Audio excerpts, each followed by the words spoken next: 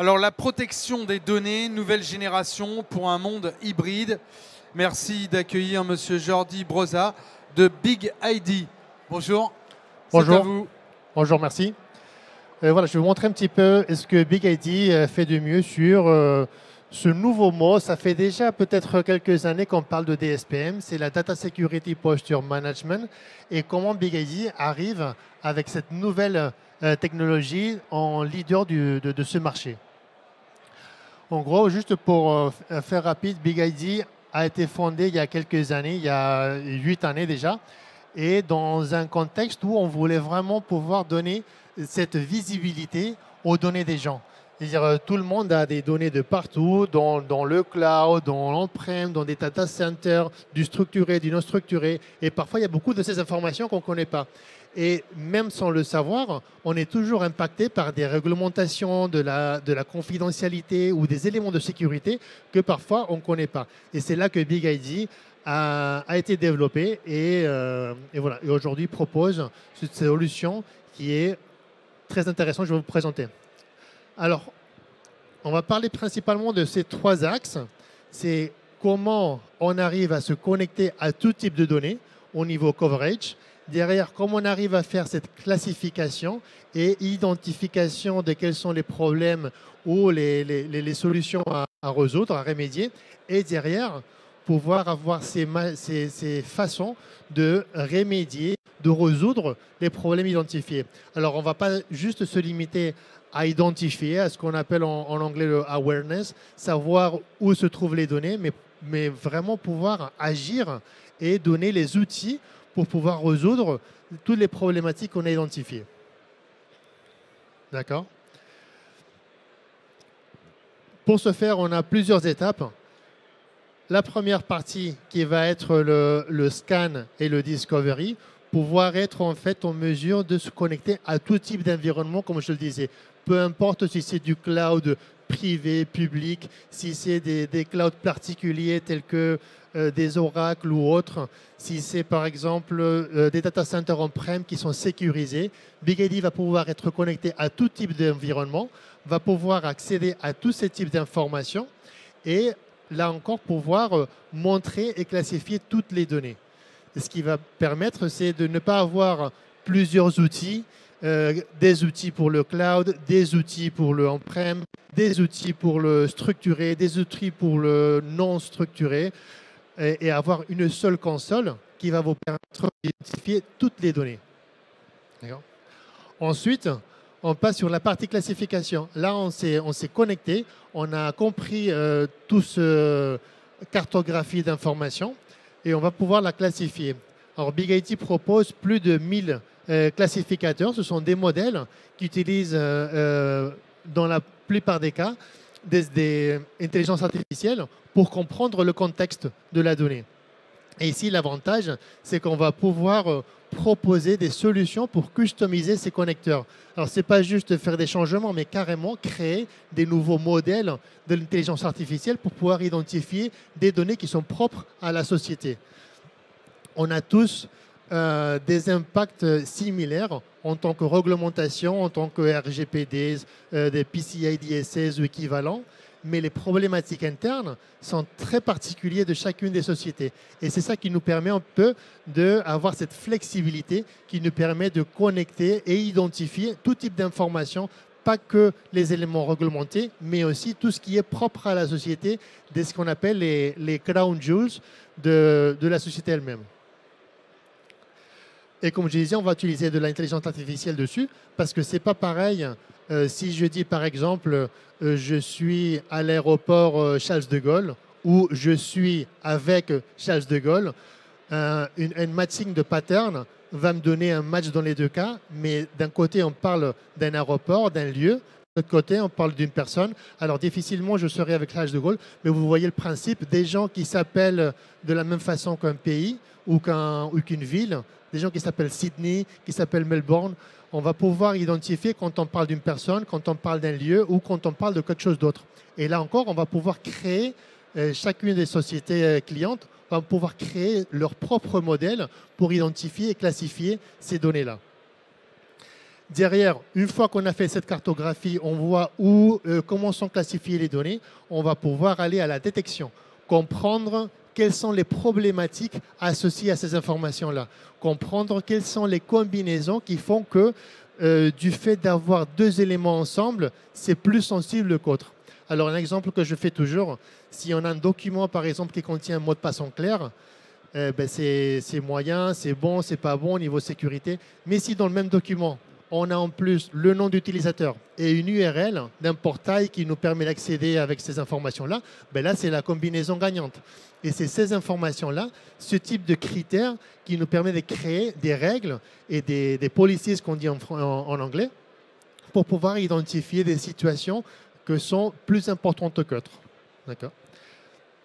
En plus de ça, on va pouvoir traiter des doublons. Là encore, peu importe où se trouve, mais avoir par exemple des documents qui traînent sur notre SharePoint, qui sont aussi retrouvés dans une S3, qui sont aussi peut-être dans des file share on-prem, les comparer tous ensemble et créer des politiques de doublons pour limiter le nombre de ces éléments en double qu'on va retrouver. Et surtout, la partie rouge, c'est Take Action. C'est là qu'on va dire, d'accord, on a identifié des éléments qui sont surexposés, des éléments qui sont extrêmement sensibles, des éléments qui sont en double ou des éléments qui sont trop anciens, qui sont obsolètes. Et là, on va pouvoir proposer des solutions pour permettre de changer au niveau des permissions et dire, par exemple, un objet qui, comme je disais dans mon exemple, mot de passe utilisateur, il est exposé dans toute la société où il a même un accès externe avec un SharePoint, par exemple. On va pouvoir identifier ça et changer ses permissions. Sinon, on va pouvoir archiver, supprimer ou anonymiser les informations qui se trouvent à l'intérieur. Un des avantages de BigID, c'est la capacité énorme d'intégrer d'autres API parce que BigID fonctionne lui-même avec des web services, ce qui nous permet d'avoir des intégrations illimitées avec d'autres outils ou être appelé avec d'autres solutions. La dernière étape, c'est au niveau de report, parce qu'on va pouvoir, une fois qu'on a agi, une fois qu'on a cartographié, une fois qu'on a détecté, pouvoir montrer comment on va, comment ça se passe, avoir des timelines et comprendre à quel point les mesures de sécurité, les actions qu'on a menées, on fait baisser le nombre d'incidents, on réduit le risque ou l'exposition qu'on a de ces informations. D'accord. Et ça, comme je disais, ce n'est pas une solution unique. Le but ici, c'est de pouvoir customiser ça pour chacun des clients. Avoir des façons différentes de traiter les données. Vous voyez la quantité de scans qu'on propose, parce que la solution, en fait, c'est ça qu'elle va faire. Elle va se connecter aux sources de données, elle va identifier les informations, mais parfois, on a besoin de parcourir la totalité de l'objet. Parfois, on a juste besoin d'un sampling. Parfois, on a juste besoin de propager une donnée ou juste travailler avec la métadonnée de l'objet. Alors, on va pouvoir travailler avec tous ces types de scans lors de l'utilisation de BigID. Et ici, il manque un truc là. Mais bon. Et là, pour parler du coverage, normalement, ici, on a quelque chose, mais peut-être mon écran ne l'affiche pas. Savoir que, comme je disais, on a cette couverture. On accède à tout type d'environnement, quel que soit des SaaS, du cloud, de l'on-prem ou des private cloud, pouvoir accéder à tout type d'environnement sans avoir à se soucier au niveau de sécurité.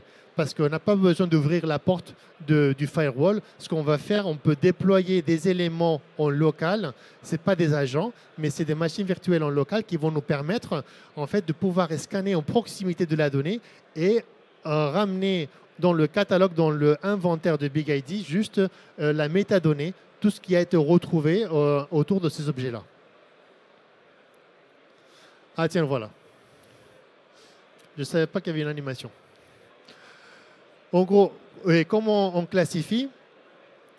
On utilise beaucoup d'intelligence artificielle parce qu'on veut quand même pouvoir avoir ces registres et cette capacité d'identifier les modèles d'intelligence artificielle, savoir quelles sont les données de test qui alimentent ces jeux de données et comprendre que certains de ces objets ont des informations sensibles qui ne devraient pas alimenter une intelligence artificielle, mais derrière aussi pouvoir créer et comprendre le contexte. Là encore, on pourrait dire des patterns qui peuvent identifier des dates, par exemple. Alors, avoir détecté des dates dans des bases de données ou dans des documents, c'est bien, mais ça ne sert à rien.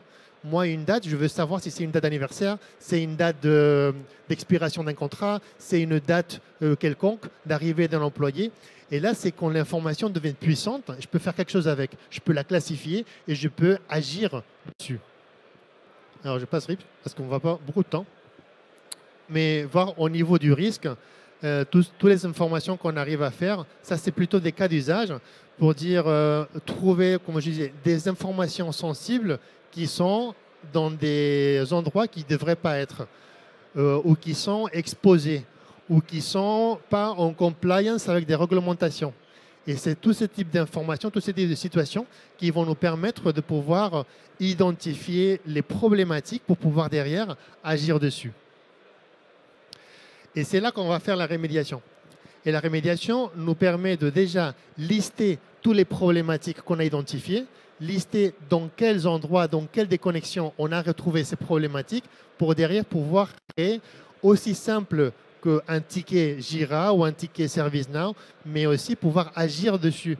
Et dire par exemple, d'un seul clic, j'ai identifié des éléments qui sont surexposés dans la société, d'un seul clic, je fais une révocation de ces permissions. En parallèle, je peux créer aussi mon ticket, je peux assigner quelqu'un pour étudier le problème, mais je peux vraiment agir dessus sur la problématique qui a été identifiée. Et la différence, en fait, c'est qu'on vous voyez, c'est ça. On va boucler la boucle, on va identifier la donnée de partout, tout type de données. On va pouvoir intégrer avec toutes les solutions qui existent. On va pouvoir exporter les solutions dans d'autres solutions reporting si jamais les solutions de reporting dans BigID ne sont pas suffisantes. Mais on va pouvoir vraiment travailler et adapter, avoir cette flexibilité dans la solution pour répondre aux besoins de tout type de société. Et ça, peu importe de la taille de la société. Effectivement, on a des clients avec plusieurs pétabytes de données. On a des clients qui font de petites tailles de 50, 100 terabytes. Mais c'est vraiment au niveau scale, on arrive vraiment à tout scanner. On n'a pas retrouvé de limite aujourd'hui. Le plus gros client, il a 200 pétabytes d'informations qui sont connectées dans la solution BigID. Et ça tombe toujours. Le client, il est content, pour voir à quel point on arrive à avoir cette échelle dans le traitement de l'information. Et tout ça, alors je ne vais pas parcourir, mais savoir qu'en fait, on a des systèmes ou des frameworks pour pouvoir travailler avec des partenaires pour identifier ces informations-là et travailler sur plusieurs actions pour pouvoir soit déployer des bundles de sécurité, soit travailler sur juste la cartographie, soit travailler sur, par exemple, des axes plus confidentialité, attaquer un article 15 de la RGPD, par exemple, parce que ce n'est pas juste trouver l'information, savoir le type d'information à retrouver, mais c'est aussi important de pouvoir comprendre à qui appartient.